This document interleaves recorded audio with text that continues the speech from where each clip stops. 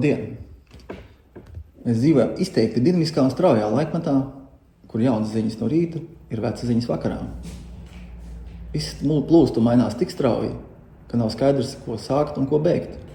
Kā lai viss paspēj un kā atšķirt būtisko no nebūtiskā. Šie ir tie jautājums, ko jāatbild ikvienam no mums.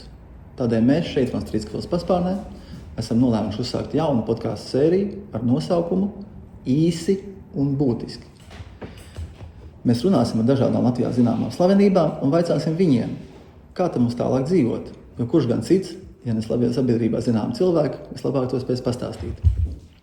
Mani sauc Mārtiņš Mielovs, šis ir pirmais podcasts, un mūsu šī vakara viesis ir